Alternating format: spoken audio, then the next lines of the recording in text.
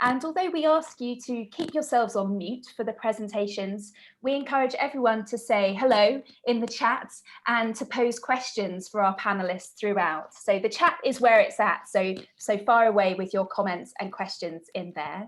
And we will have time to open up for questions and discussion at various points throughout today's session.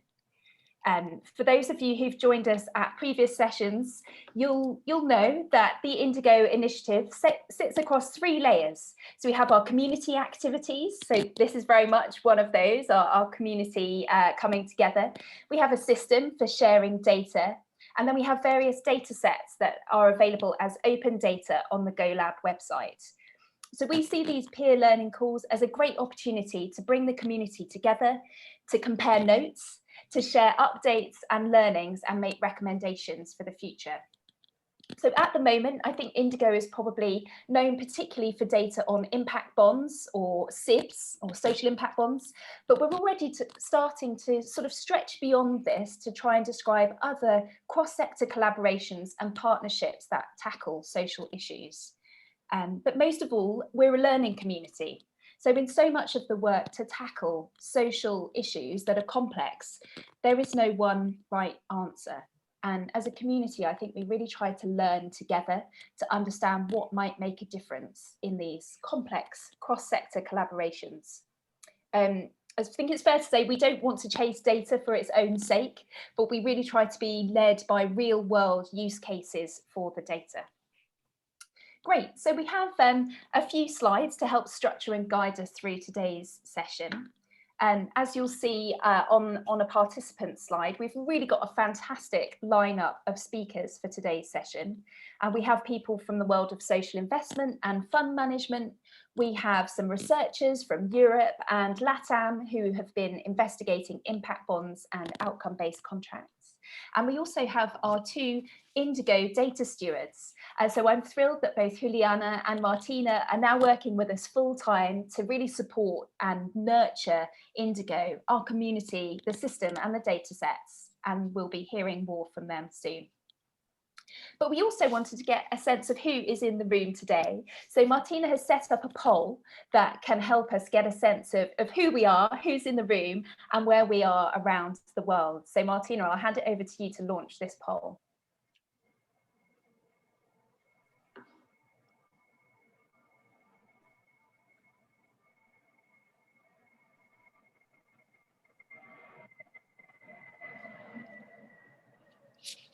And what we're going to do, we're going to leave the poll running so people can take their time to respond, and then we'll return to get a sense of who we are in the closing part of our session today. So do click through and let us know who you are and where you are in the poll there. Great, thank you. So I should give you a sense of what's on the agenda today. I think we should have an agenda slide. So you can see here that it's split into 3 main sections. First up, we have INDIGO news and updates from Rory, and Chloe is also going to talk us through the findings from the Big Issue Invest report and the partnership between GoLab on social investment prototype. So we're going to see some more visuals and the learning report from that. In part 2, we've got promising practice and learnings from other initiatives. So we're going to hear from 2 academic research teams. It's great to welcome Professor Deborah Heavenstone from Bern University of Applied Science, who will talk us through findings from her study. And she looks at quantitative analysis of 2 social impact bonds in labour market programmes.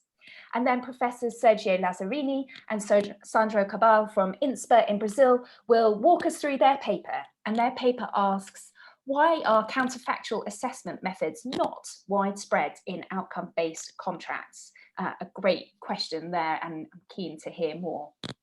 And in our final section today, we will hear some updates and emerging insights from the INDIGO system and data sets. So we have some new updates that we're excited to share. So we'll get a little flavour of what's been going on behind the scenes, and Juliana will also be making a call to action for next steps. Great. So that's our agenda, and first up, I'd like to hand over to Rory and Chloe. Great, thank you. Super, thanks very much. Can people see me, hear me okay? We've got you, Rory. Great, awesome, thank you. Okay, so as Al mentioned, and many people here are familiar with, this is a peer learning meeting as part of the International Network for Data on Impact and Government Outcomes, INDIGO.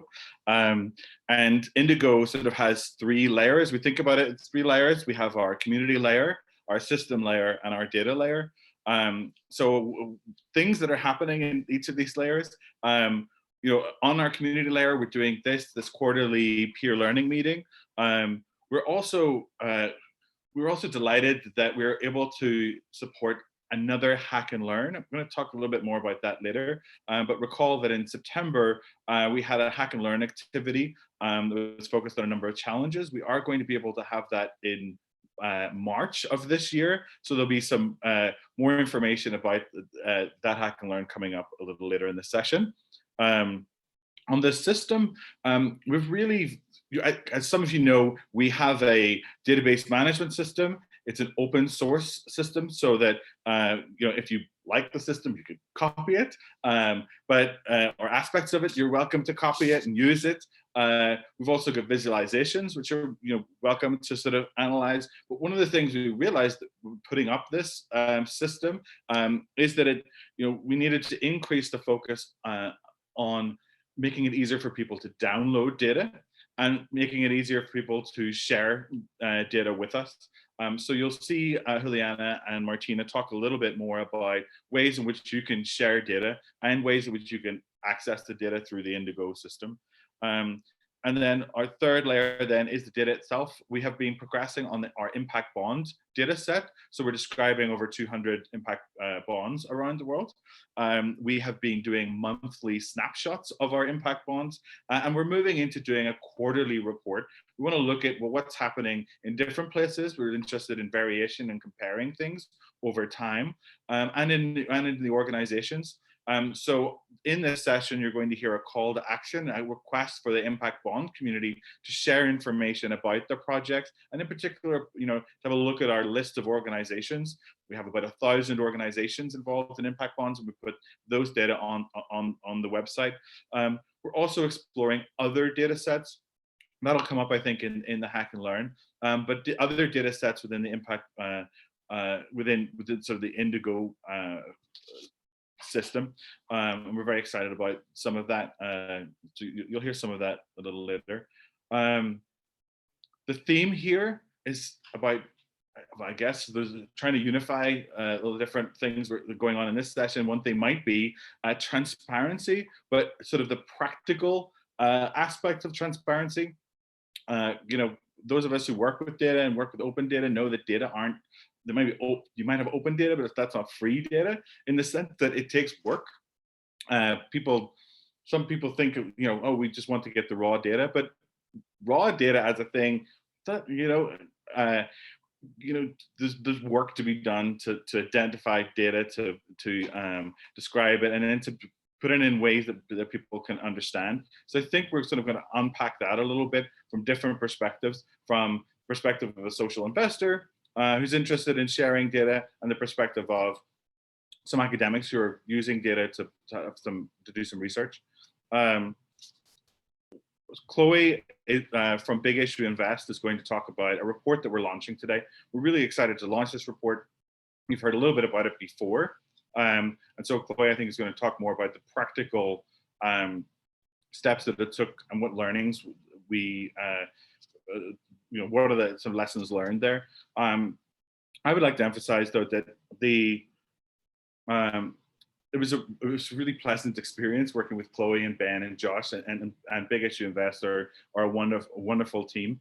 And it was great when they came to us and said, we want to share our data about some financial transactions and the help that we provide that's not financial on impact bonds. Can you help us?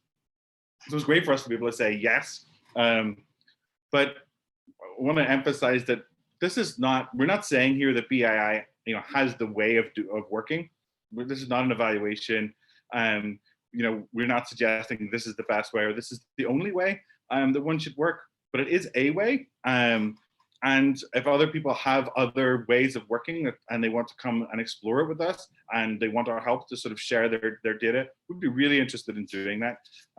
So we very much are interested in working with other partners to understand the ways in which people are working together to improve social impact and to help you put these data in the public domain so that other projects can learn from you. And in the course of the project, we look forward to learning together. And with that, I think I'll pause and I'm open to questions, or we can pass it to Chloe.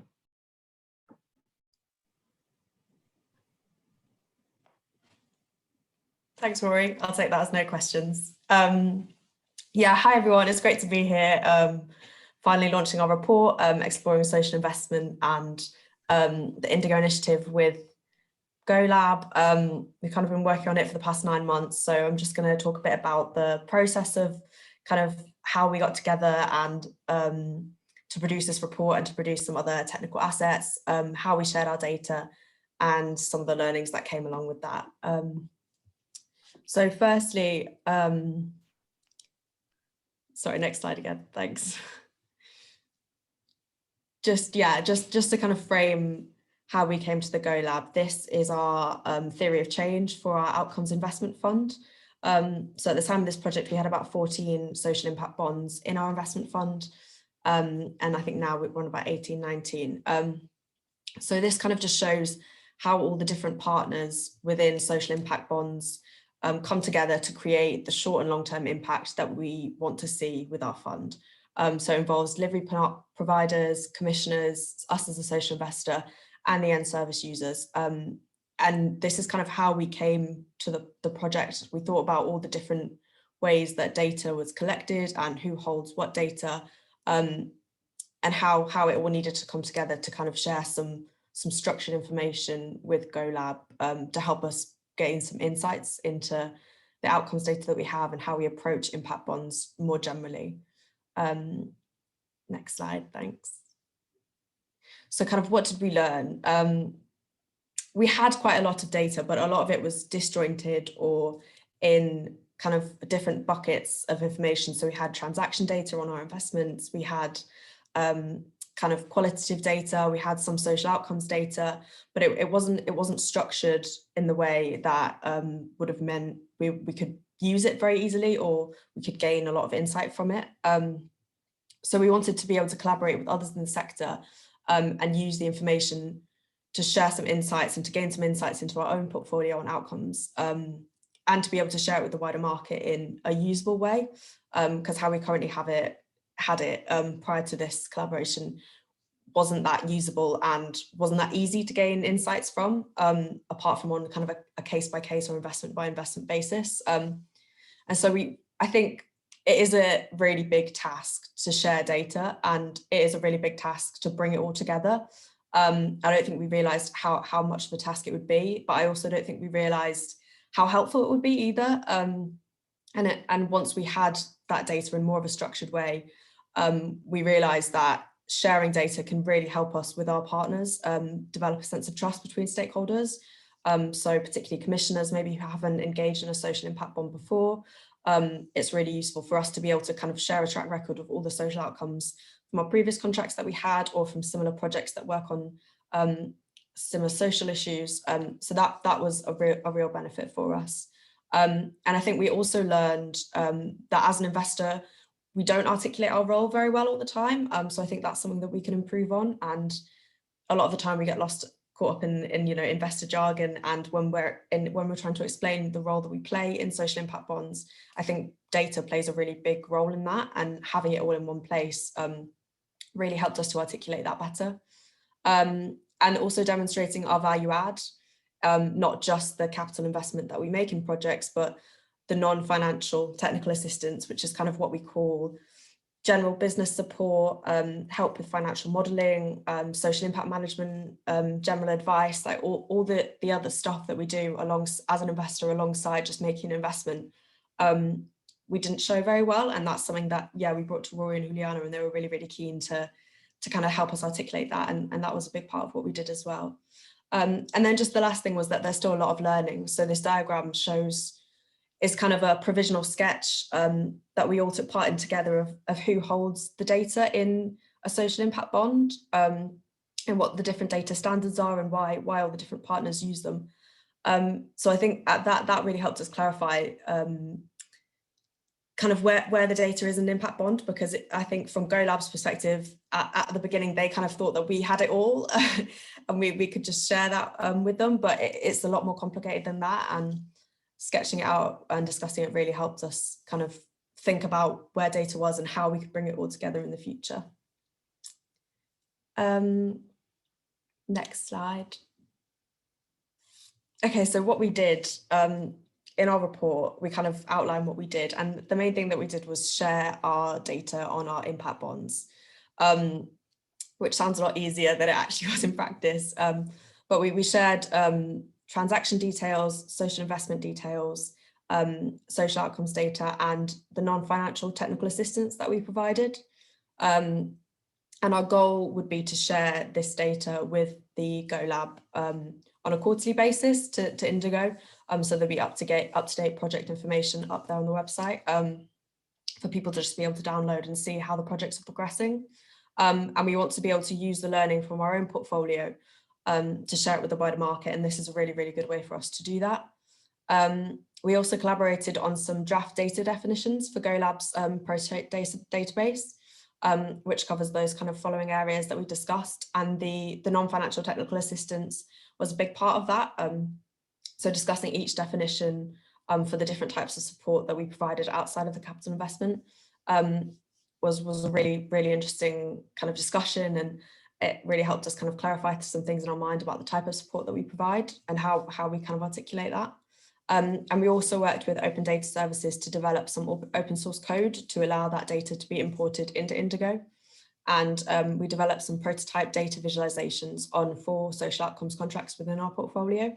And the aim is, if eventually enough data is in there, we'll be able to compare across, different social impact bonds across the world, across different kind of project areas, different social impact areas. So that was kind of really exciting for us to see our project data live on the website. And I'm just going to run you really quickly through the different data visualizations that we came together on. This is the first one. So this one shows how outcomes payments are made by the Commissioner, which is Cornwall County Council, in our Cornwall Frequent Attenders project. So that is a social impact bond which provides an intervention for individuals who have frequent visits to A&E for drug or alcohol related misuse issues, and they support people to engage with addiction services and reduce the strain on local NHS services.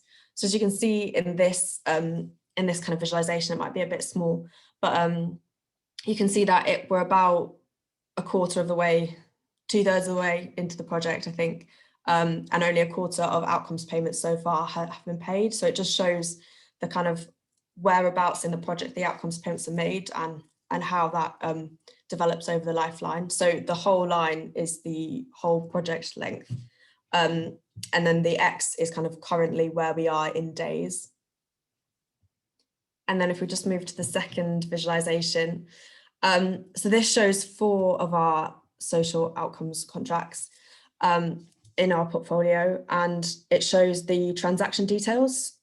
So both the capital investment and the repayment and interest into each project. And I think this one's also really interesting because it shows just the kind of the variation between all the different projects and how it can look really, really different. And I think what it also shows, particularly for the kind of later one, the little blue line, which is nearer to the end of the project. So I think that's Street Impact Brighton, our homelessness project. So that's a lot nearer to the end of the contract, and you can kind of see the J curve as it's going up. Whereas for the other projects, mostly just the capital investment has been made. There's not been any repayments. So you can see how it takes a lot of investment capital at the beginning. And then throughout the life of the contract, hopefully if things are going well and the outcomes are being achieved, then the investor slowly gets repaid. Then if we go into the third, so this shows, again, similar to the visualization 2, this shows the capital investment, but also the addition of technical assistance. So what we were talking about before, or the draft definitions of technical assistance that we provide as an investor on top of the capital investment. We costed it in days from one of our investment managers who worked on the contract. And then we added it onto the financial investment just to try and show the full extent of the investment that's made by the social investor, not just the capital, but also the value of all that non-financial technical assistance. And then if we just move on to visualization 4, this is our technical assistance split by type of assistance provided.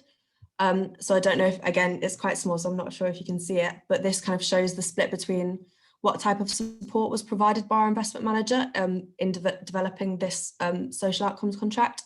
So a lot of it is general management advice and kind of strategic support, but then there's also some theory of change and impact strategy development, some kind of financial management, and some board development as well. So there's a real variety of the types of technical assistance that are provided in a social impact bond just for one project.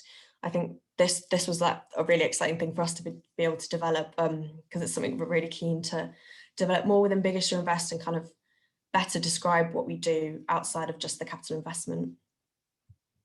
And then if we move on here, yeah, so this was kind of coming to the end of my presentation, but it's basically how we think and what we think the benefits of data sharing and transparency are based on our own experiences. So this again is just BII's kind of perspective on what we think the benefits are. But for us, similar to Rory, it was a really, really valuable collaboration. It really helped us just kind of think about our data differently and think about how we approach impact bonds differently. And then practically, it really helped us structure our data better and improve our internal kind of communication around impact data and our external communication of impact bonds. I think it's really helped open up some conversations about outcomes within our outcomes investment fund. And that's also improved BII's kind of market engagement with this. And we want to contribute to wider learning and help to improve how outcomes-based contracting is developed and how it's commissioned. And I think this has really helped us kind of think about that more and do that better.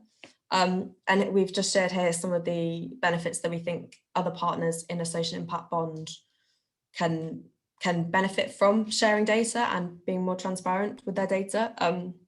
So for commissioners, it just means a much wider pool of available information for like what works in social outcomes contracts and what doesn't work, because I think that's often more important and something that people maybe don't want to share as much. And then it also improves kind of general data standards. So having these draft definitions that people can share their data against, it helps us with reporting, it helps better contract management, better procurement. And then moving on to delivery providers, having those standard data definitions, we think really improves kind of efficiency. So people just can report against set standards and they're all speaking the same language. It makes things a lot easier, especially on the ground.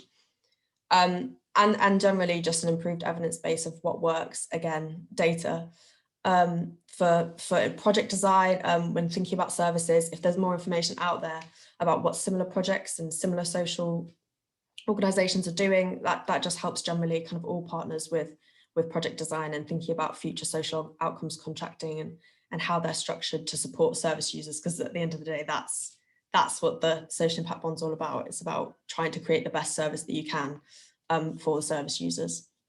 And then just for other social investors like us, I think gathering lessons across impact bonds enables investors to know what the right type of finance is for the right type for different impact bonds, and also improved efficiency reduces costs, which other investors I'm sure will agree is really important when you're trying to invest into a social impact bond. And also it's just a demonstration of what works in the market. The more information that's out there, the more people can see what's working, what's not working, then the more investors will come into the outcomes contract market, hopefully, and that will improve what's available. And then finally is just a call out for everyone to share their data, kind of similar as we've done with the INDIGO initiative. Like I said before, it's a big task, but it was very, very helpful for us. So we would encourage everyone to do that as well, and provide feedback on our report that we've launched today. It'd be really great to get people's comments and criticisms about just the general report, how it reads, the data definitions that are in there that we've collaborated on, and the technical assets that we've created. So if anyone has any ideas of the visualizations, other things that they'd like to see or like to collaborate on with GoLab, I'm sure Rory would love to hear it. Yeah, and just engage with GoLab, because to create your own prototype, if what you're seeing isn't what you want, or it doesn't match, because all social investors have very different models and very different ways of working. So I think the more people who collaborate on this, the more useful it will be in the future. And that's all from me. Fantastic. Thanks so much, Chloe. And I really appreciate you being candid on this, not always being a walk in the park, not, you know, that there are some challenges in terms of data structure and speaking the same language and terminology and so on, but really helpful to see where that project landed. There's some interesting comments coming in on the chat. There's some potential read across. Apparently within the US, there's also interest around ER diversion projects, so mapping on to some of the concerns of reducing emergency room usage in some projects. So there might be some overlap in terms of the type of outcomes that might be of interest across different projects. And Jess and Carl have questions. So Jess, I don't know if you want to unmute yourself and ask your question. Hi, yeah, thank you, Chloe. That was really informative. I'm just wondering, I don't think you really talked too much about outcomes metrics, and I don't think they were part of the visualizations. So I'm just wondering whether you've managed to integrate them into the data management system, whether you've been able to share them. Yeah, what the experience of that side of things has been. Yeah, so this for this collaboration, we didn't share the specific outcomes metrics or outcomes data. We shared it, but I don't think we fully collaborated in the same way as we did, because we thought we really wanted to focus on transaction details and the technical assistance, because we thought that was something that had kind of been maybe not as focused on before, and it's kind of a really important way for us to show as an investor what we do. And I think another reason why we didn't share it on this particular project, even though obviously outcomes data is extremely important in impact bonds, and it would be really useful to see alongside all of the other information that we shared, was that maybe we weren't the best in place in the impact bond structure to share that information, because we don't receive it in the same way that maybe the commissioner does, or we don't have it firsthand like the delivery provider does. So yeah, I think that was kind of the big reason why we didn't focus on outcomes data, because the further we got through the learning journey with GoLab, I think we realized that we weren't best placed to share that data. Yeah, can I offer a comment as well? So we have a core, what we call core data set, or our data set on impact bonds. It describes about 200 impact bonds around the world. And there's a data dictionary that supports that. That data dictionary has about 80 different fields, each with a definition, including fields around the outcomes. So we have a model for sharing outcomes data, and there are outcomes data available for many of the projects. Most of the projects, as far as the sort of target outcomes, and then what we're interested in is sort of looking at outcomes, during the course of the project, and the less data has been shared around outcomes in progress. But there is a model there. Is the model perfect? We don't know. We think it's pretty good, but we'd like people to give us feedback on that. So if you are working on an outcomes project and you look at those definitions, or you try to put your data into the spreadsheet and you're having difficulty, we'd like to hear about that, because Chloe's absolutely right, and the question is is a really important question. The outcomes data, these social outcomes contracts are so much about it is the outcome itself. But for this particular project, we're really interested in the financial piece and the non-financial things that social investors might do. So that was our focus here. Thanks, Rory, and thanks for that question, Jess. And I think we've got time for one more question in this section. So Carl has posted something into the chat. Carl, would you like to ask your question direct? Thank you, Eleanor. To be honest, I think it probably was already kind of in part answered by the previous response. I mean, I guess I'm a head of performance in a local government and in the local authority. So I guess one of the things we always kind of encounter is when we're trying to collaborate across different agencies is the sort of information sharing kind of barriers, I guess. And but I think Chloe had already touched on it. I mean, it's the type of information that you were kind of sharing wasn't really personal sensitive, or there weren't any information barriers, were there? I guess is the simple answer to my question. Yeah, none of it was personal data, so it wouldn't, we didn't come across any barriers with that. And also it's publicly available data, a lot of it in the outcomes data, I think, Rory, on. Well, yeah, so we're not sharing personally identifiable information that would raise GDPR concerns, but there are other barriers. So, you know, I'll get to that in a second. So yeah, Chloe, some of these data are public, things like the fact that a contract's been awarded, maybe the total amount of the contract award, but there are other data that may only be available in sort of different ways, or only available, you know, an individual party might be collecting it for themselves. The different parties may be sharing it, or they may decide to share it more broadly. And that's sort of what we're unpacking. There are data that's available now, and that Big Issue Invest are sharing that, you know, that is not shared elsewhere. So that's really helpful that we're moving that forward. But the barriers are not just things like GDPR. GDPR is not an issue here with any of the definitions that we have so far. What, you know, there are more sort of like, well, you know, what does our contract say about data sharing? You know, can we share that? Like, oh, but you're collecting it in a different way. That thing does not mean the same in our organization. So there are those sort of really practical things that have to be worked out. But the concern about like what are the data sharing agreements amongst amongst the parties, that's a very real concern, and we think it's helpful to if you're a local authority, you'll know that there are like central government has a model services agreement, and part of that model services agreement includes clauses around transparency and data sharing, and so we think it's helpful to lean on those. And actually one of the things we want to do as a group is provide some contract template clauses for different parties to include within their agreement, so that there's a shared expectation about what exactly will be shared and by who. Fantastic. Also, just quick. Oh, sorry. Go ahead, Chloe. Just really quickly as well, Carl. In the project, we spoke to the local commissioners and delivery providers before kind of publishing the data visualizations, because we are aware it's kind of about the relationship and the partnership in this. So we didn't just want to go off on a project that was about their social impact bonds, sharing data in a different way without kind of discussing it with them as well, because we realize some of that data can be sensitive, and if the project doesn't go well, maybe they don't want us publishing it in a report. So we had those conversations, and yeah, they went really well. So thank you. I think that's a really great point, Chloe, that it takes collaboration often to get this data in shape and get it together. Thank you again for joining us. I think what I find particularly exciting is that these projects are still live.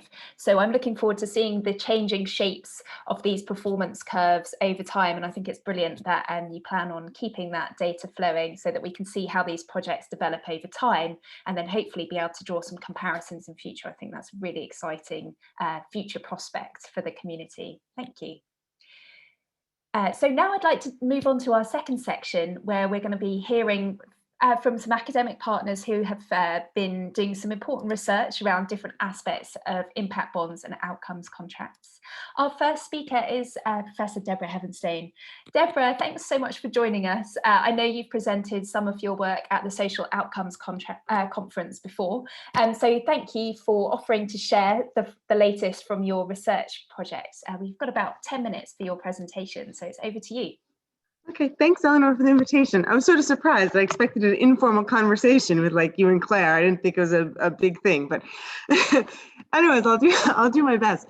So what I'm going to do is first, I'm going to walk you through really quickly some results from what I think might be the first impact estimate of the SIB effect, which is the main goal of our project. That's exciting insofar as the results are cool. It's really great data analysis. It's a very clear result, and it'll be wonderfully publishable as an academic, and I'm thrilled about that. But what I want to spend more time talking about is the backstory and the absolute horrible nightmare that this project was, and a little bit about what our qualitative research on the project says about why that was the case. So let me just start with the just cut and dry, what did we do? If you want to go to slide 2. The question I set out to ask was, does SIB funding actually improve services? I focus on labor market integration programs, partly because that's my area, partly because it's one of the biggest areas of SIBs in terms of at least domestic services. And I looked at 2 sort of traditional program evaluation outcomes: benefit receipt and employment following treatment. There were multiple theories out there about why SIB financing might make a difference. I think the last presentation really underlined this issue of data and evaluation, that finance sector could provide extra help with data and understanding what's going on inside the provider. Other things with improving incentive alignment compared to PBR, the relationships. Some of our qualitative fieldwork showed that providers expected investors would help them hire people, etc. We think the research is important because there's really no very clean impact estimates, and expenditures are growing rapidly. Okay, next. Our design, it's a very straightforward study, sort of like the obvious thing one should do. What we did is, well, we have 2 cases. I'll talk about how we came to these 2 cases at the conclusion when I tell you the horror backstory. But for right now, we have results from the Netherlands and Switzerland, 2 ALMPs, one for youth on social benefits and the other one for provisionally admitted refugees. I got information from the provider, and I got administrative records from the national statistical organizations, including Social Security income records and social assistance records. The provider data varied in quality. In the Netherlands, we had more cut and dry who was served, who not. In Switzerland, we had detailed information from case files about what kinds of services people got. The model is that in each of these provider, we had information about the clients they treated before they changed to SIB financing and in SIB financing. And for each era, we created a matched administrative group from the administrative data. So you can see the arrows going down. These comparisons are what we would classically call like a program effect that we were going to estimate. And then the difference in the mass of those 2 arrows would be the SIB effect, right? So was the program how successful before they had SIB funding? And then it was oh so much more successful after they had SIB funding. Okay, do you want to go to the next? So this is our first result from the Netherlands. We had a lot of trouble. I'll show you in the next slide an improved version. We used statistical balancing and regression with balancing. We had great data, like 5 years history of people's earnings and social assistance receipt, education, language levels, etc. But the Netherlands data of the pre-SIB era was very small, and it was hard to balance them. Here you can see the benefit receipt, what percentage was receiving benefits. By definition, at time 0, it has to be 100% because that was an eligibility criteria. And we did the same for our comparison group, of course. The lines of the 3 groups, SIB, admin pre-SIB, and admin SIB era are basically identical, saying that we have no program effect from the SIB era compared to the average person out there with the same characteristics. I didn't include stuff like the balancing tables because I only have 10 minutes, but the balance is pretty good except for this pre-SIB admin, the pre-SIB provider group. So if you go to the next slide, we did a rebalancing. Instead of balancing all of our samples to the provider SIB group, we just did a pre-era balance of admin pre to provider pre, which was much easier because then we could weigh all of these thousands of cases to just 30 cases, and then we had a good match. And there we could show that truly the pre-SIB group at this provider had lousy benefit outcomes, much, much worse than you would have expected in the general population of people who are probably receiving some kind of services, though not all of them are. If you go to the next slide, we could talk about their incomes. Income is pretty much the same story. There's no difference between any group, but before we got the SIB financing, the provider was doing really, really lousy. Okay, if you now go the next, we'll start to you can break this down. I wanted to show the time trends and not the condensed information, because I think it can be misused for marketing purposes. If you break this down statistically, it looks like there was no program effect, but a very positive SIB effect. But the content story, and you can see that, the first row of tables is the program effect, the difference just in those vertical arrows, and the second set is the difference between the difference of those two vertical arrows. And then we have just barely significant positive SIB effects. Okay, now let's go to Switzerland. In Switzerland, we have a similar thing, that it wasn't 100% on social benefits in time point 0, but just about. And we have almost the exact same story, where we have absolutely no significant differences in benefit received, but in the pre-SIB era, the provider was doing kind of crappy. I'm a little less convinced about these results. My RA did them for me, and I programmed to the Netherlands. We have to do some data tests, but I think this story is going to hold from what he's been doing. Okay, come to the next one. The same story with income between the three groups, absolutely no difference. The provider data in the pre-SIB era shows that they did not do well on employment. So both of these stories are providers who were failing, they got SIB financing, and now they're producing outcomes that are utterly average for what's happening. Okay, can we go again? So the story that we have in the Netherlands from the qualitative work makes 100% sense from what we know. The pre-SIB program was privately funded, and they were targeting entrepreneurship through mentorship, which was probably unrealistic for this group of participants. During the SIB, they shifted to a really standard ALMP toolbox, job search, help writing CVs, learning to use Word, whatever. And then they got an outcome that looked like a standard ALMP, what everyone else in the society was earning. With Switzerland, the story is less clear. We're a little confused about it. There was not buy-in from the provider. They were basically delivering the same services pre and post from what they tell us. The data that we see also is the same amount of support with computer classes, etc.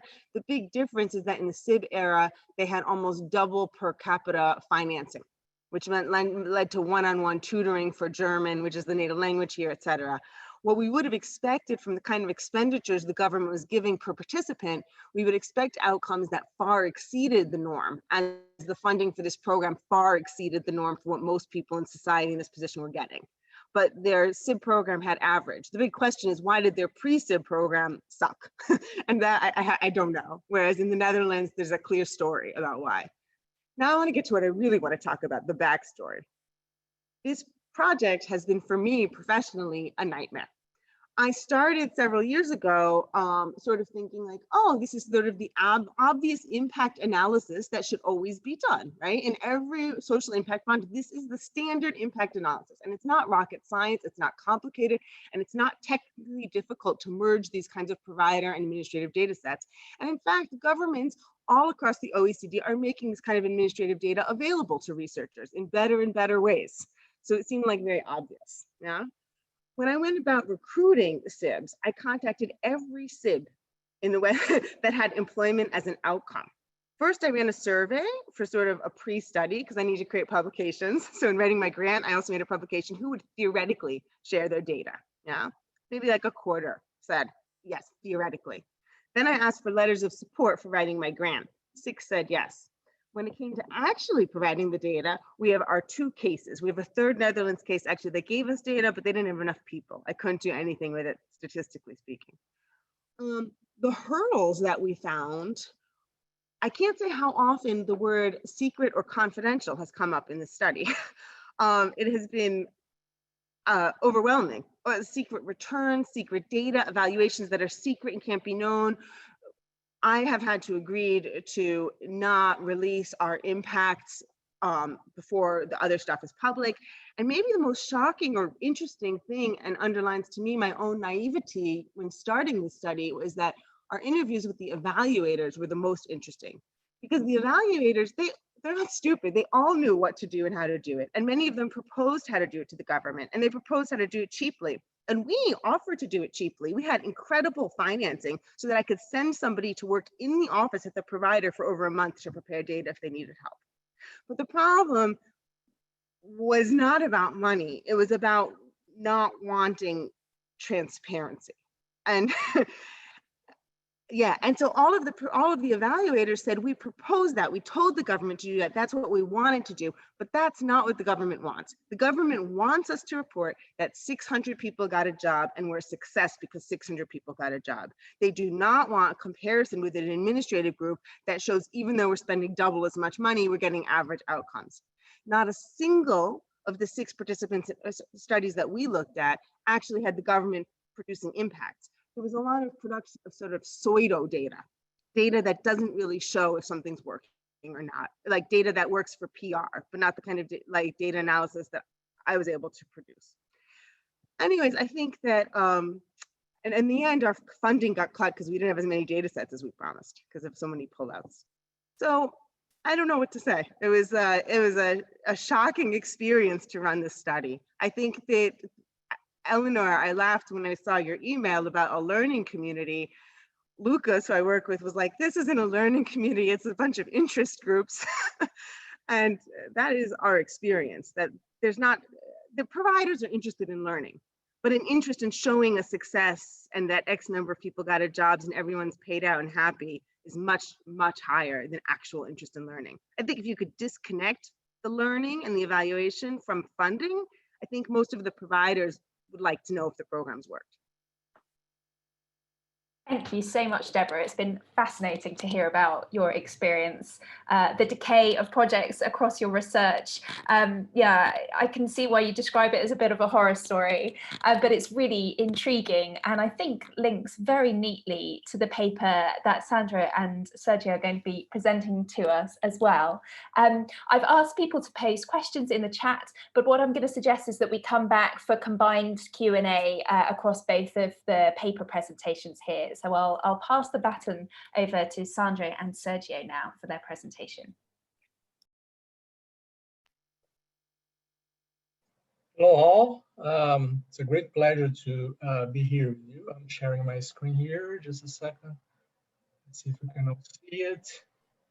You should be seeing it, please let me know if there's any problem. So thanks GoLab for the invitation. It's a great pleasure to discuss this topic here. This is this joint paper of Sandro Cabral, my colleague at INSPE Brazil. He's here, so Sandro, please jump in during the presentation if I say something wrong or if you would like to add something. It's co-authored with Tomas Teodorovics, now at Harvard Business School, and Sergio Firpo, one of our colleagues. He's an econometrician.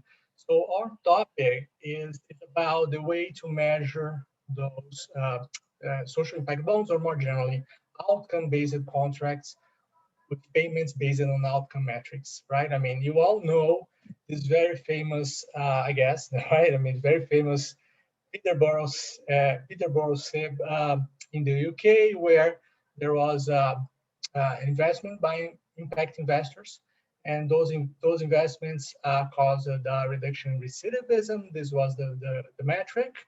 And then payments were triggered. But what is important for a project here is the way they measure it. In this case, for each prisoner being released, there was a matched set of prisoners of comparable characteristics, so we can compare recidivisms in those two groups. Deborah mentioned those kinds of comparisons, matched comparisons, and the idea is that I would like to pay someone, I like to pay investors, everybody, based on their contribution, their actual contribution, not based on something that would have occurred anyway, right? So this is what we call a counterfactual assessment contract, the CA contract. Counterfactual is this alternative kind of world where we ask the question, what would have happened to those prisoners without intervention, right? Usually you do, you have control groups and several techniques along those lines. In contrast, there was this social impact bond in Utah funded by Poland investors, foundations, and Goldman Sachs as a bank. The intermediary was United Way, a nonprofit in Utah with a bunch of service providers to help children with 3-4 years to develop their cognition. There was an independent assessment data and an independent evaluator, indicating or providing data of how many of those children evolved or according to the expectations of this program to improve their learning. And importantly, this analysis was based on the treated children, right? Basically, there was no control group, no comparison, no counterfactual analysis. And then the government paid investors and so on. So this is what we call a direct assessment contract. You only assess what is happening to your target community or your treated group, right? So, but this SIB was kind of controversial. For instance, in a New York Times article said, you know, a metrics question in a program funded by Goldman Sachs, and some questioned whether kids really evolved because of the program, or I mean, the counterfactual, right? What would have happened to those kids without the program? And there were also concerns about cherry picking, meaning that, I mean, who were those children? Were they in need in the first place, right? I mean, I'm not saying that there was cherry picking. I mean, self-selecting the children that were already with the propensity to improve, but there were concerns. Right? And those methods where we do matching, or even better, we randomize, right? RCTs will reduce those concerns, right? Because I mean, there'll be a random selection, no cherry picking, because it's random, and so on and so on. The puzzle, however, is that if you take a look at how those outcomes are measured in outcome-based contracts throughout the world, actually the Utah way is by far the most common way. So we have a database basically where we're following several contracts, not only concluded, outcome-based contracts concluded, but also in design, because we like to see the design, we like to study the design, right? And in 70% of the cases, actually those kids, those contracts involve direct assessment, no control group, right? Direct assessment on the treated. In some other cases, 15% of the cases, they use RCTs. In other cases, 80%, 90% quasi-experimental, or like matching, especially matching kind of techniques and so on. Some contracts use comparison to aggregate data. So we'd like to explain this. I mean, if there's this kind of what is considered as a best practice in impact evaluation and assessment. I mean, use of a counterfactual scenario of a control group. Why are those techniques not used that much in those contracts? So we'll try to explain. Of course, there's some explanations along the lines of, well, those techniques are expensive. We need to recruit and pay for external evaluators. This is costly. Perhaps they are cognitively, I mean, they're more difficult to understand. I mean, to talk to, I mean, you need to talk to investors about those things, control groups, and perhaps they don't want to talk about it. Perhaps there's lack of data, or so Deborah mentioned the kind of complete, I mean, there's a kind of difficulty of getting data. So perhaps it's just difficult to get data, and nobody wants to be transparent. But our explanation is actually along the lines that sometimes it may not be optimal actually to do a counterfactual assessment, right? And our explanation in a nutshell, we have a formal model, a mathematical model. Of course, I'm not covering this here, but if you'd like to see the paper, we'd be happy to share it. The idea is as follows. I mean, when you have a comparison group, you perform a statistical test, right? It's a test, and no test is perfect. There's an error. I mean, when you have a control or comparison group, you have the whole variation of this control group, right? And there's this concept of statistical power. Okay, if I work hard and then there's this test, will this test detect my improvement? It's not clear. Depends on this power of the test. So that's our basic proposition.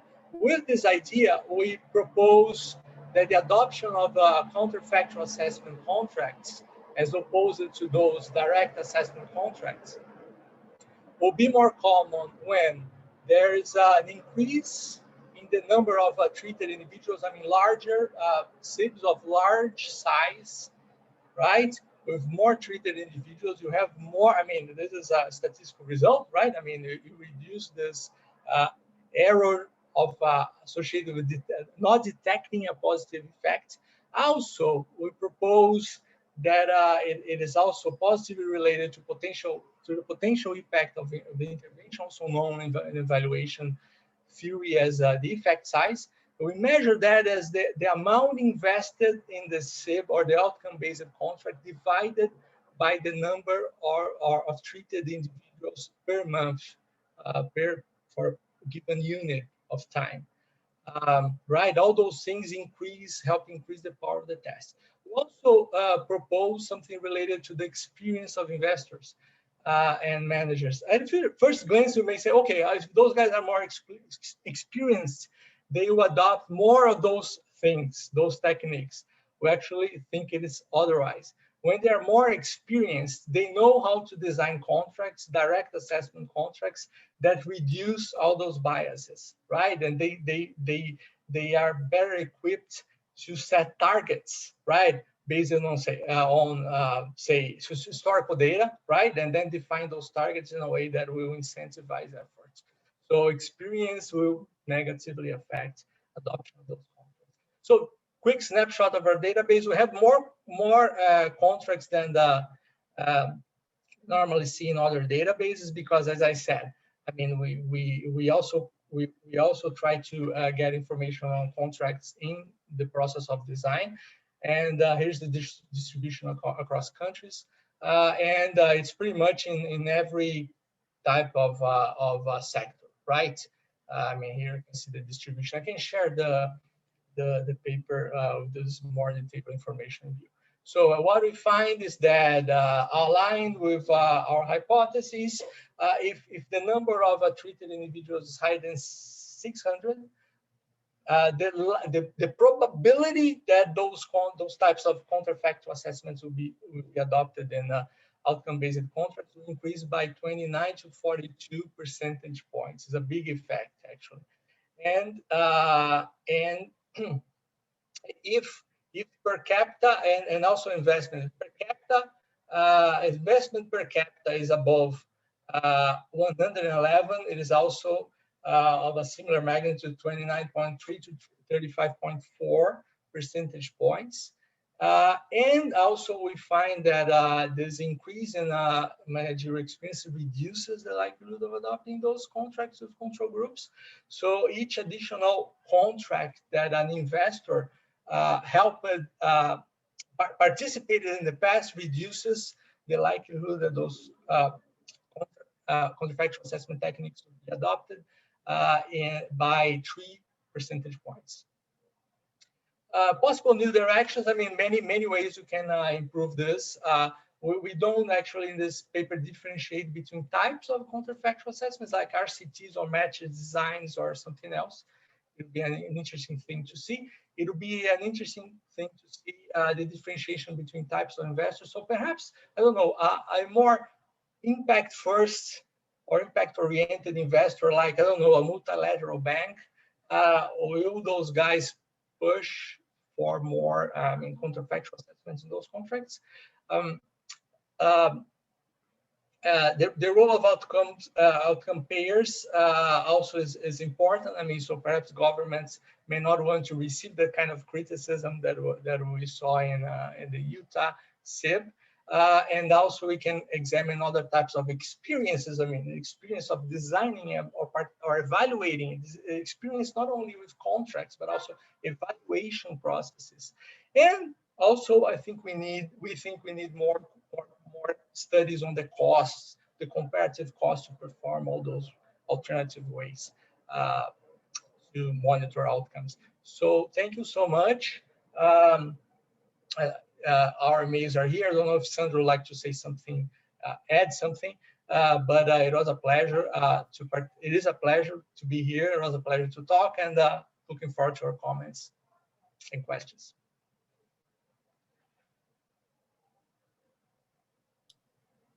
Fantastic. Thank you so much for sharing that with us. It's great to see the variation in these different contract sort of impact assessment approaches that you described there, and beginning to think about some of the variation, the justifications for that variation potentially, and an interesting point around power and that the way that might intersect with the discretion of managers on some of these projects. Really interesting. Thank you.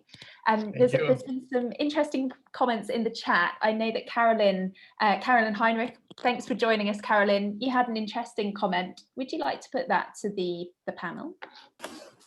Sure. I'll just. I had a couple of comments, and I think this was a fascinating presentation. Really appreciate it, and I think it highlights, some of the current concerns we all had about how this would work in practice. So, the idea that we're actually measuring impacts, right, is tied into two things that you mentioned. The indicators that we choose and how we can measure them, and then the counterfactual, right? Because you really can't get to impacts unless there is a counterfactual state that you are estimating and comparing to. So what would have happened to those participants had they not been a part of it? And so the one comment I made when you mentioned special education services, and I remember, why that was controversial. And I think the understanding is that people are not choosing that. We don't want to choose indicators that can be easily gamed just by, limiting access to services. It's not really an outcome in that sense.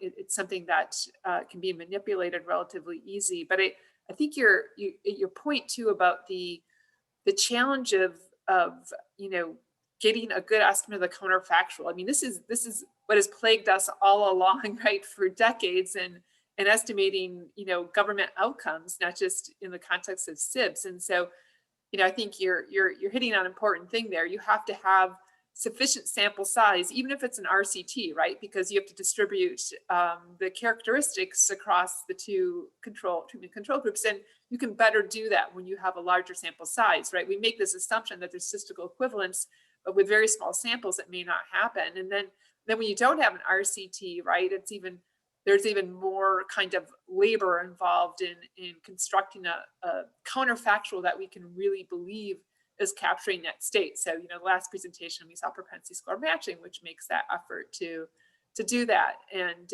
you have a little more flexibility there, but you also have more challenges with selection. So I just appreciate you highlighting these issues. I think they're core to how well we can actually do the evaluations of CIVs and other similar types of government outcomes strategies. We used entropy score matching, not propensity score matching. Okay. Thank you. Thanks, Carolyn. We've got a question from Egerton. Would you like to come in and ask?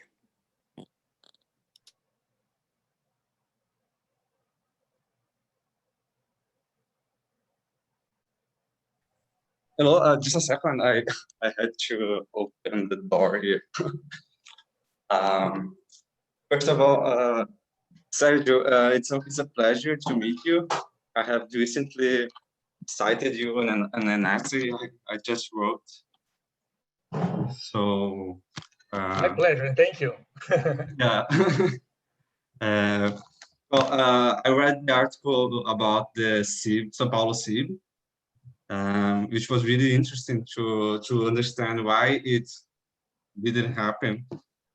So considering that this potential counterfactual assessment methodologies, I do understand that they are scientifically more accurate, and I agree with it.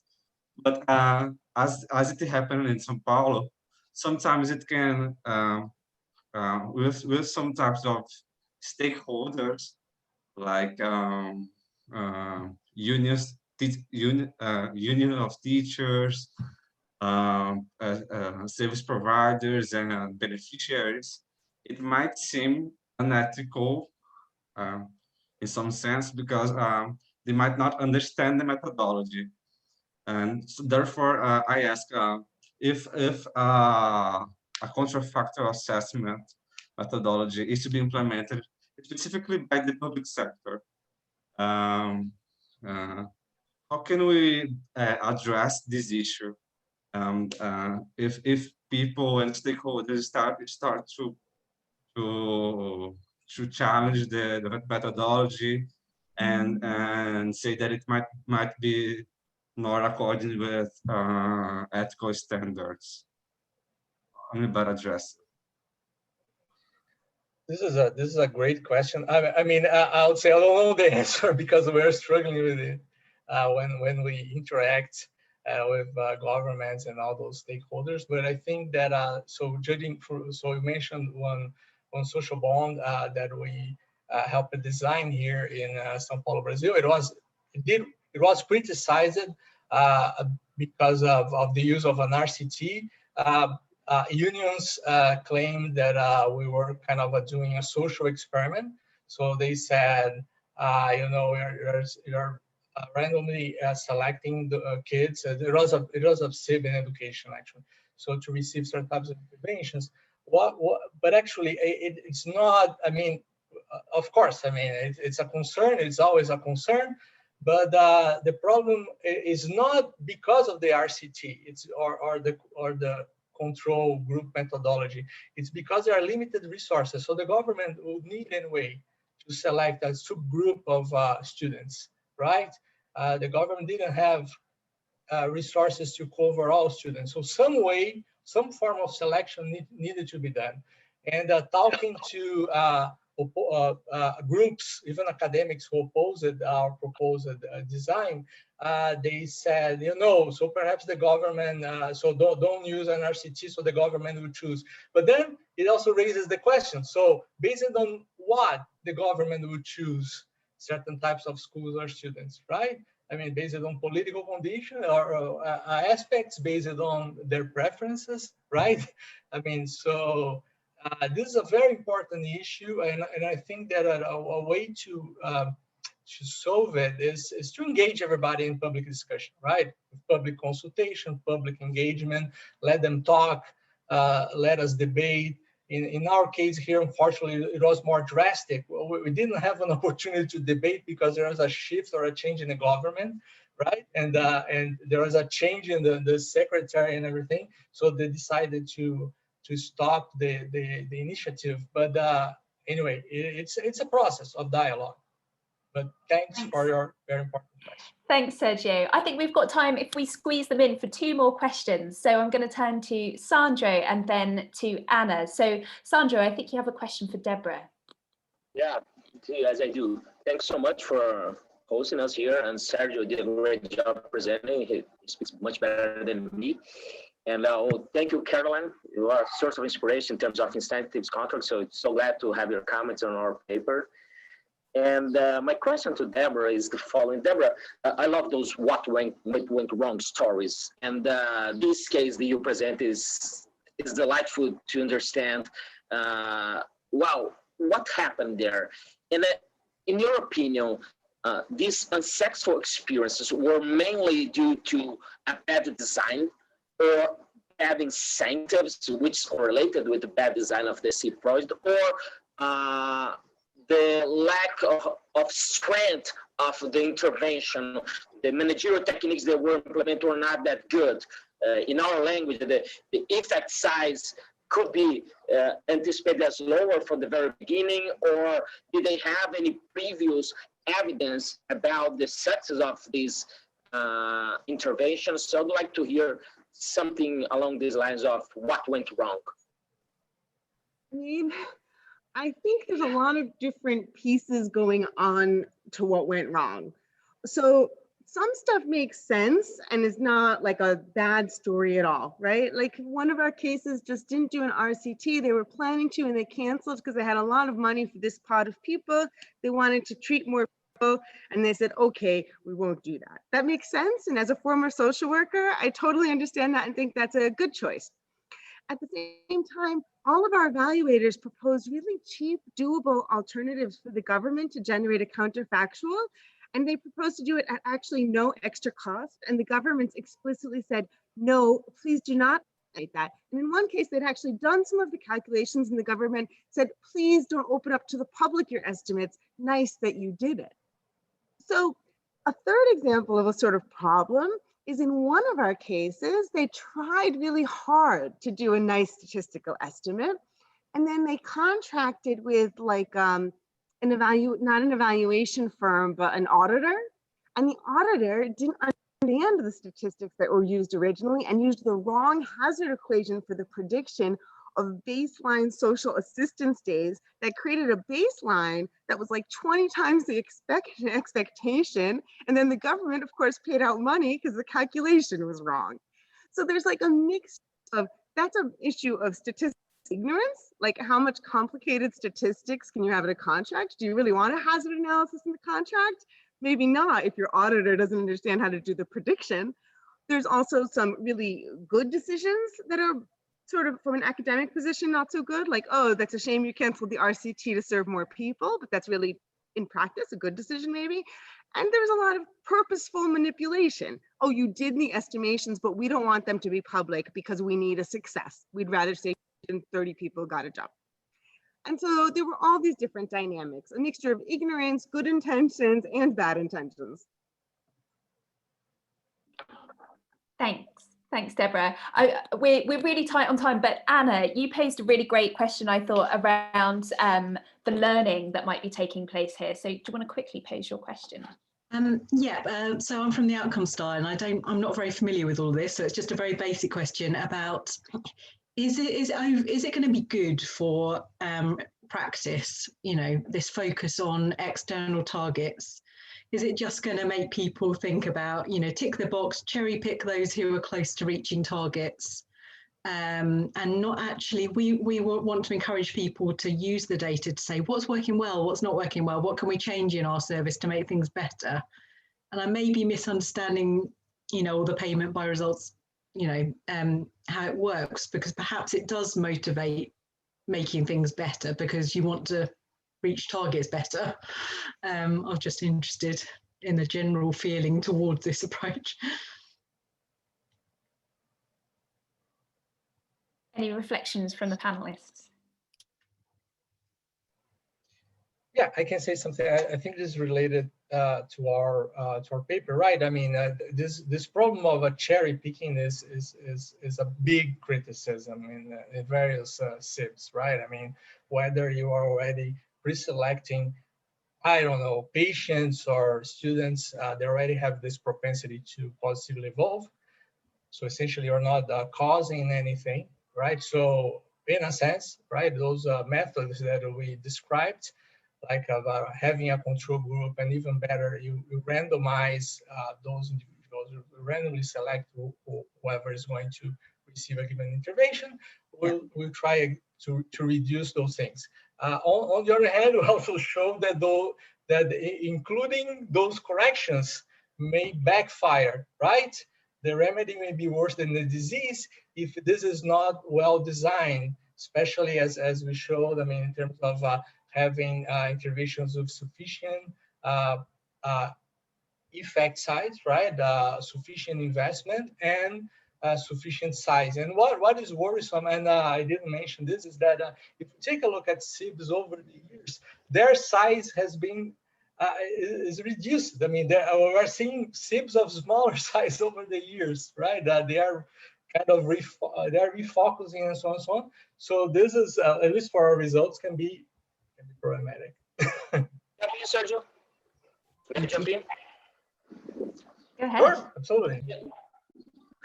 Just gonna ask Deborah, I totally with Deborah, it's exactly what we see when you go to the field. There's a mix between ignorance and bad faith. But even if you have all the materials to do a clean RCT, well, and you can measure, sometimes you have a pressure from providers, investors, and from the government to do the things in the safest way for them to show that intervention will work. And sometimes the cherry picking is induced by those actors, and we as academics, we are seeing, oh, those are the nasty scientists. They are disturbing us here with this this crappy story of rigor. They want to do papers. They don't care about this. So there's lots of this controversy in the field.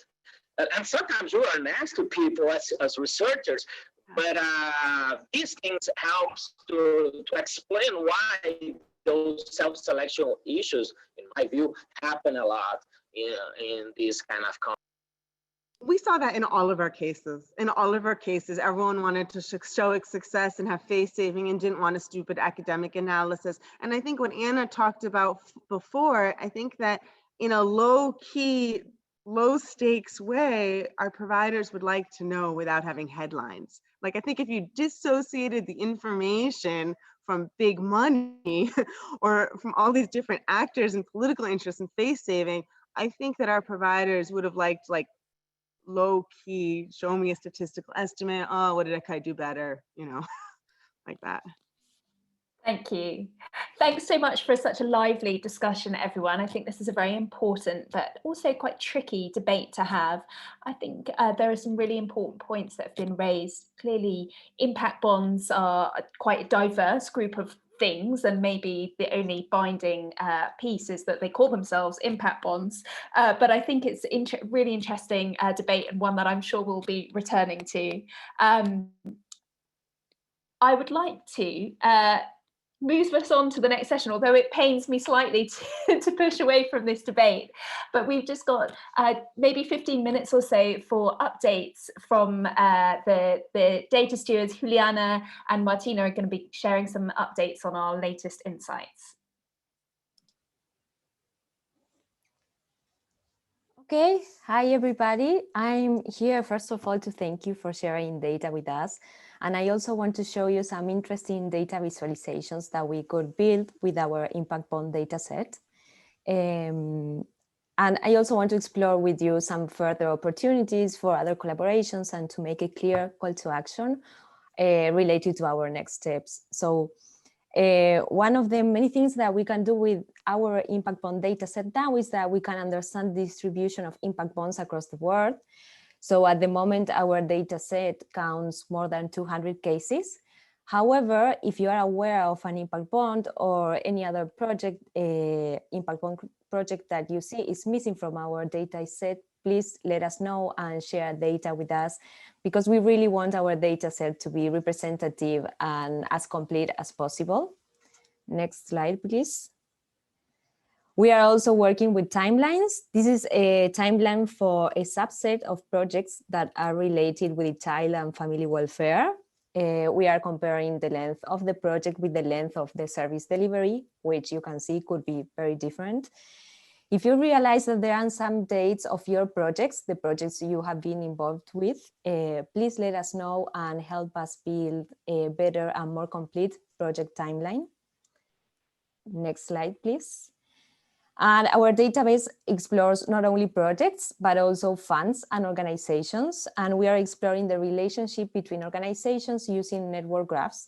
I know these graphs is a bit difficult to interpret if you don't have the name of every dot, but this graph is going to be part of our GoLab database soon, and you are going to be able to zoom in and zoom out together with the names of the organizations. So when we have this in the database, it's going to be really useful for us to understand how these different organizations or parties relate with each other. And my main ask here is about data on organizations. If you are aware of any organization that has been involved in an impact bond, but you don't see, but it's not listed in our data set, please let us know, because we want to have this network graph as complete as possible. Next slide, please. And as you could see in the first part of this presentation, we built a social investment prototype together with Big Issue Invest, and this is one of our prototype visualizations. This graph presents 4 different projects, and the graph is tracking the investment timeline from the moment of the initial investment of capital through the investors beginning to recover their investment after the social outcomes were achieved, of course. So if you think you have data about capital raised and outcome achievements, and I know this is hard to get, so I understand, but if you have it, please share it with us so we can put your project here and we can all learn together. And finally, on another note, apart from asking you to help us build a better and more complete data set, I also want to tell you that we are preparing a quarterly impact bond report that is going to be published on March or April from this year. So if you want to see your project counted in this report, please send us data before the end of February. Thank you. I'm going to stop there. It's over to you, Martina. Hi, everyone. This is Martina. So just what Juliana was saying with some practical kind of know-hows of how to do what we just told you to do, please do if you can. The links to these things will be posted out throughout the chat, so feel free to click and go play after we're done. So just to show you some changes that we've made to the website. So if you go through the usual path to arrive to our impact bond data set, so you need to go on the GoLab website. Under Knowledge Bank, there's going to be, as always, the Indigo Data and Visualizations tag. And then in that page, the Impact Bond Dataset V2 beta. And if you click on there, you'll immediately see that there is a project explorer that is now being redesigned, but we've also added the organizations directory. And you can see here the organization directory that has just gone live today. And there's a list of all of the organizations that are in our database. And also on the left, you can see that we have a filter for the role of organizations in impact bonds. And the new Project Explorer has been redesigned, so you can see that the graphics are different. On the left, you have some new filters and updated filters on stage of development, policy sector, funds that are participating in impact bonds, start year of the projects, countries, and continents. You can also see that here there's an accordion with our old and redesigned graphs on the policy sectors and the stage of development of our impact bonds. And as Juliana told you, we have also launched these timeline graphs that we don't have a lot of data on, but we hope to be improving in the future. And the next point is basically kind of our call to action that Juliana just articulated. So we are really interested in hearing from you if you have any input on our data.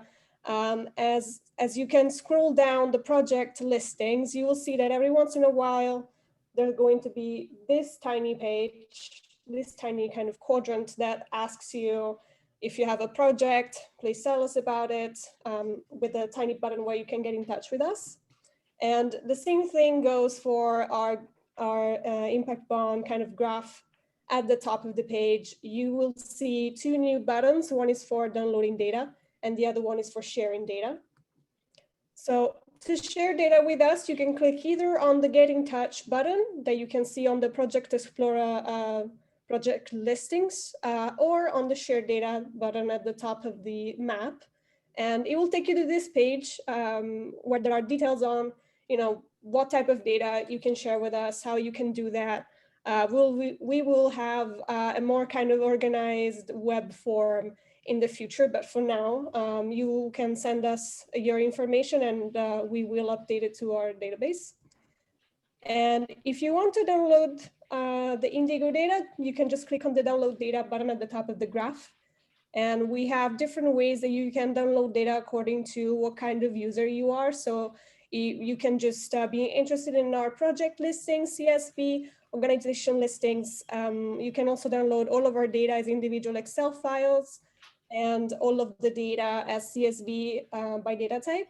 If you are a more experienced coder, there's also the option of getting all of the data as JSON files from the API, if you're interested in that. And now I'll pass over to Rory, that has an announcement to make. Thanks very much. Okay, so that was great. So Juliana and Martina is telling you some of the work that we're doing on the impact bond data set. As you mentioned at the start, impact bonds are not the only thing that the Indigo initiative is interested in. And one of the ways we have to focus on other data sets and add to the work that's being done is through our Hack and Learn. So I'll get to the other data sets in a moment, but let me tell you about what our Hack and Learn is. In March, we are going to be hosting this Hack and Learn event with the Beak Center at Georgetown.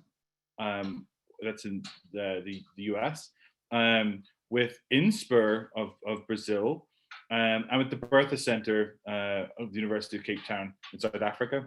And what we plan to do is similar to something that happened in September, for those of you that were part of it.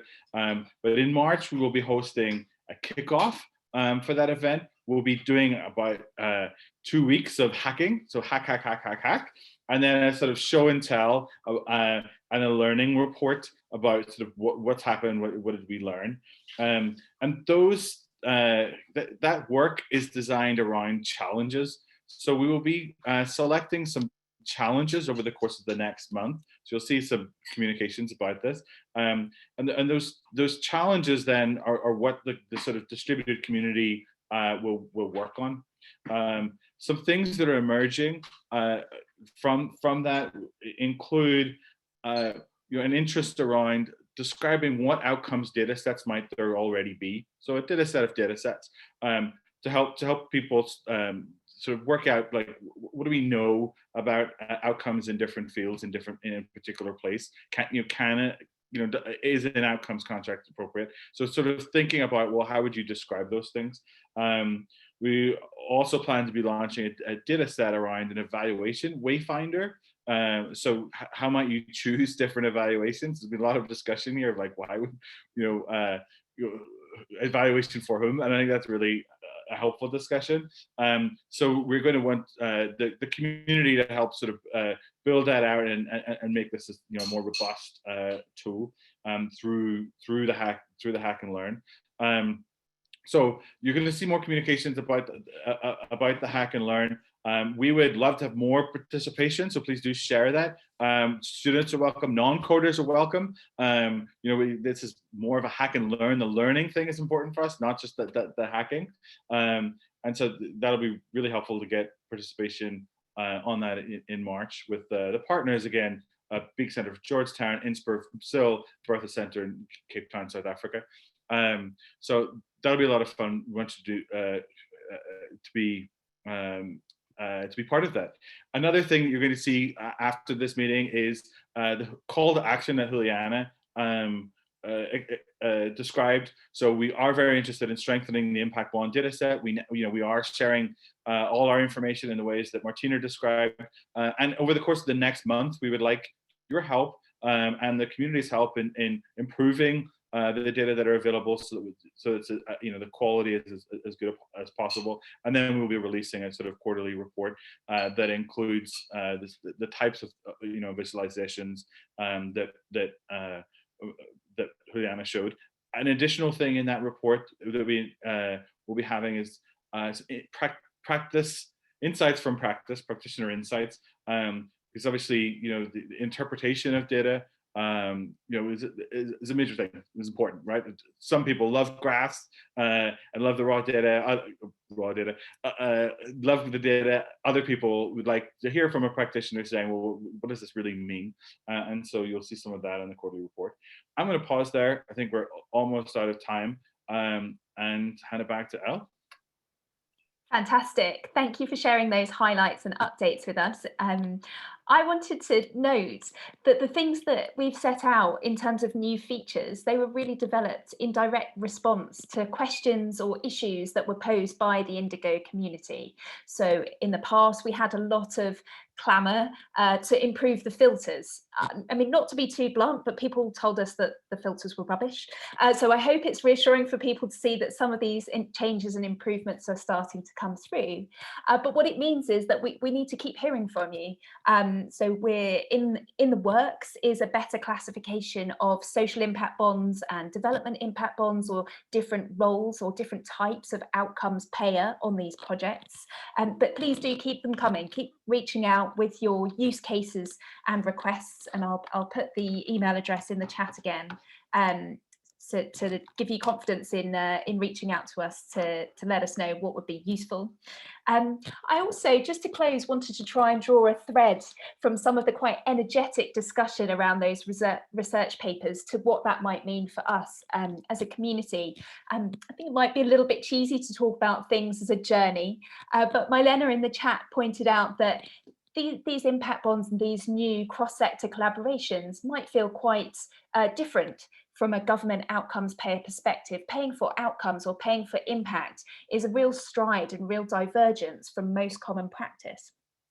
So I think it's really important for us to be live to changing practice, to share notes and exchange what might be different across these different projects so that we can compare and learn. And also, I guess, the importance of a learning environment, both within projects and both across the community that are looking to improve social outcomes.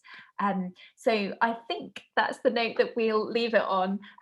Thank you again, everyone, for joining us. I hope you're able to join us at the Hack and Learn event in March, and please do stay tuned. Thanks, Anna. Thanks so much. Bye. Thank you so much for the opportunity for all participants. Thank you. Take care of yourselves. Bye. Thanks, everyone. Bye. Bye.